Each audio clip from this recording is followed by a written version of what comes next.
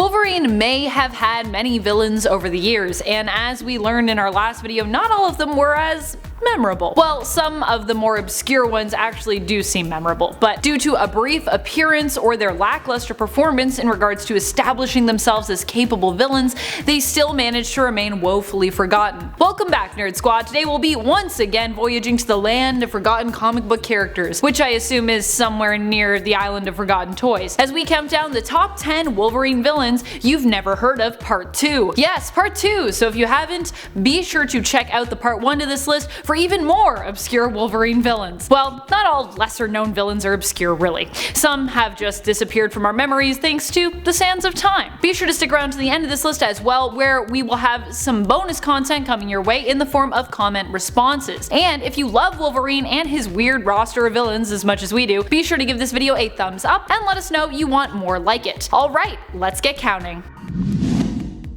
Number 10. Father. Father was the only name we had for one of the scientists behind the mad science secret robotics project known as Project Descendant. Father, Mother, and Brother were the code names for the scientists behind the project, which ended up creating a race of synthetic beings deemed as hybrid. Due to the three team leaders bickering, the beings they created ended up being released out into the world. Later, the Father would attempt to lure the descendants of these beings back and would also go on to work on expanding the Deathlock project, aiming ambitiously to connect all the Deathlock versions of superhumans, joining them together to build a better world. It was during this time that he crossed paths with the very secretive X-Force, which at the time was led by Wolverine, who had refused Cyclops' orders to disband the team, keeping it going in secret. Number 9. Brothers of the New World. Wolverine ended up fighting and taking out pretty much all of this group because they kidnapped and killed his friend Lucy, who tried to escape them. They were a cult whose leader, Cry, kept a harem of women at their base. Wolverine set about attacking the cult and killing all of its members right around the time one of the women attempted to escape, who was actually a government agent who had been investigating the cult before being taken herself and added to their numbers of imprisoned women. This group of villains made an appearance during the first story arc of the 2003 Wolverine series entitled Brotherhood. Oh, also they were in part created by Greg Rucka, fun fact.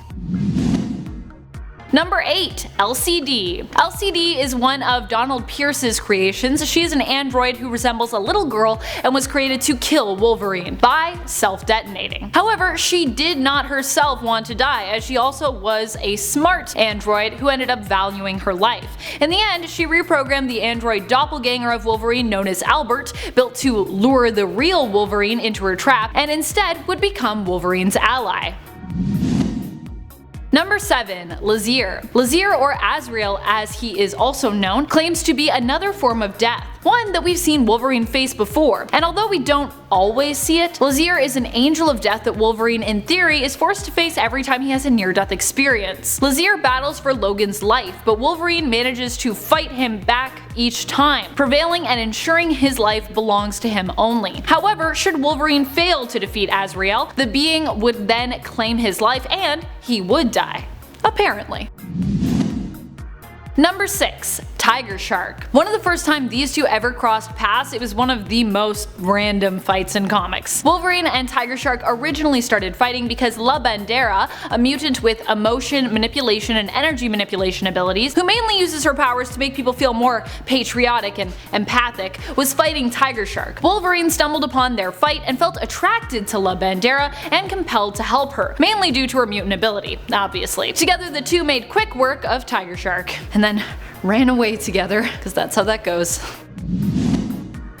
Number 5. Bloodscream. Bloodscream would end up partnering with Wolverine's other lesser known nemesis that we talked about on the part 1 of this list, Roughhouse. While many associate these two as being partners in crime, this isn't the only Wolverine villain that Bloodscream has teamed up with in the past. He has also teamed up with Albert and LCD as well, and in the Old Man Logan universe partnered up with both Kraven and Roughhouse in an attempt to help Kraven capture Old Man Logan.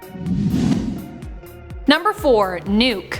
Many people forget about Nuke, but he is a lesser known villain in the comics who was actually created by Wolverine during his time as a Weapon X operative. He ended up securing Nuke when he was just a child for Project Homegrown. Weapon Plus, with Wolverine's help, would later drive him insane and turn him into a brainwashed cyborg to be used as a weapon. Even years later, these two still come to blows. During Death of Wolverine, Nuke would accept a contract to capture Wolverine and bring him into Viper alive. This would lead to an epic fight between the two where Wolverine would only end up winning by smashing his own skull repeatedly into Nuke's until he was unable to fight back. Is this the most metal way that a fight has been won in comics? Let me know in the comments. Most metal fights, that's a list we need to do.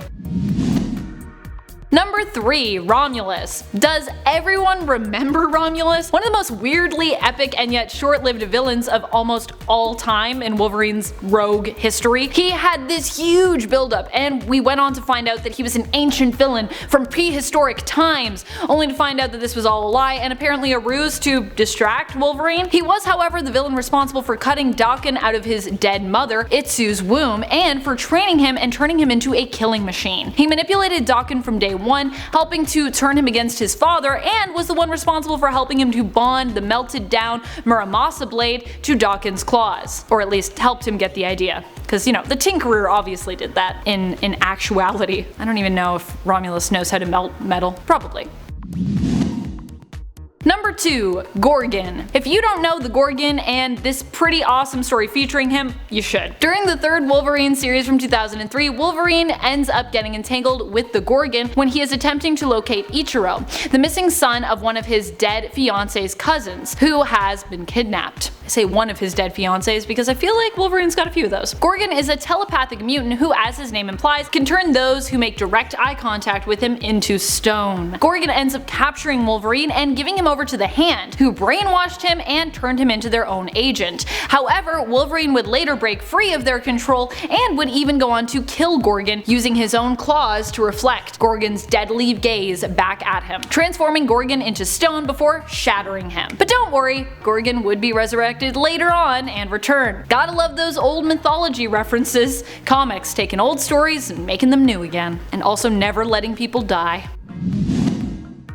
Number 1. Ogan. Ogan was once Wolverine's martial arts mentor and a powerful sorcerer and telepath, but later became Logan's enemy after being spurned by Wolverine, joining the Yakuza, and going on to kidnap, train, and brainwash Kitty Pryde during the Kitty Pryde and Wolverine story. Ogan even managed to turn Kitty Pryde against Logan, sending her to attack him when Wolverine had come to rescue her. Fortunately, Wolverine was able to break Ogan's control over Kitty. In the end, Kitty fought Ogan but was unable to defeat her former master. However, Wolverine was able to do so. After being beaten but spared by Wolverine, Ogan attacked Kitty once more and was killed by Wolverine as a result. Of course, this is comics, so this wouldn't be the last we'd see of Ogan by a long shot. Thank you so much for watching, Nerd Squad. What are some of your favorite lesser known Wolverines? Which of Wolverine's villains would you like to see team up? Let us know in the comments below. And speaking of comments, it's time to turn to some comments from one of our latest videos, Top 10 Dark Alternate Versions of Daredevil. Kingdom Come Superman comments, Daredevil is great, one of my favorite street level superheroes. His and Jessica Jones's Netflix shows were amazing. I know, I am actually really sad that we don't still have those shows because they were both so good.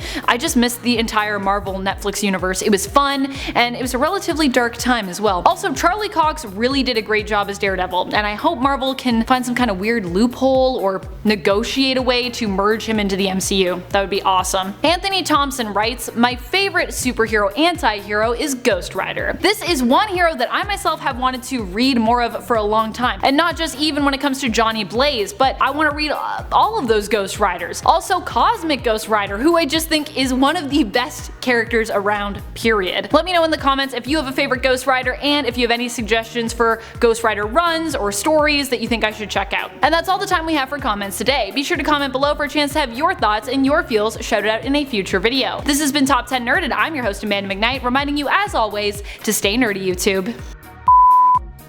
Project Descendant. What am I saying? It was at Ichiro. I was gonna look up how to say that.